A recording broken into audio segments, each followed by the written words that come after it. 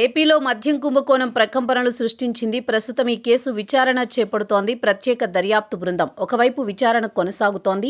29 మంది నిందితులకు 12 మంది అరెస్టయ్యారు. అయితే లోతైన దర్యాప్తు చేస్తుండగా నిందితులు ఒక్కొక్కరికి బెయిల్ లభిస్తోంది. ఈ క్రమంలో బెయిల్పై బయటకు వచ్చిన ఎంపీ పెద్దిరెడ్డి మిథున్ రెడ్డి కార్యాలయంతో పాటు నివాసాల్లో సిట్ తనిఖీలు చేస్తుండటంతో విశేషం.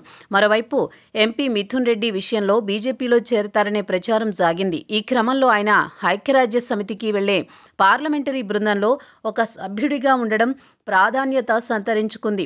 బీజేపీలో చేరుతారన్న అనుమానాలను మరింత బలపరిచింది. అయితే తిరుపతితో పాటు హైదరాబాద్, బెంగళూరు నివాసాల్లో మిథున్ రెడ్డి ఇంట్లో సోదాలు జరుగుతున్నాయి. వైఎస్ జగన్మోహన్ రెడ్డికి అత్యంత సన్నిహితుడు పెద్దిరెడ్డి మిథున్ రెడ్డి. అప్పట్లో మద్యం లావాదేవీలన్నీ మిథున్ రెడ్డే చూసేవారనే టాక్ ఉంది.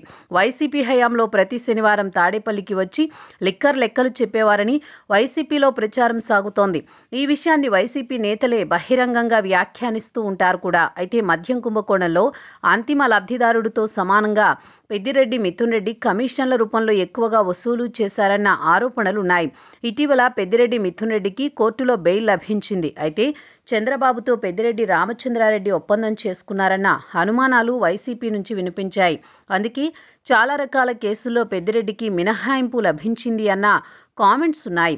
పైగా ఎన్నికల సమయంలో వైసీపీకి తుడిచిపెట్టుకుపోవడంతో అటువంటి సమయంలో పెద్దిరెడ్డి కుటుంబ సభ్యులందరూ గెలిచారు. ఇలా గెలవడం వెనుక మ్యాచ్ ఫిక్సింగ్ ఉందన్న అనుమానాలు జగన్ రెడ్డిలో బలంగా పెరిగాయి.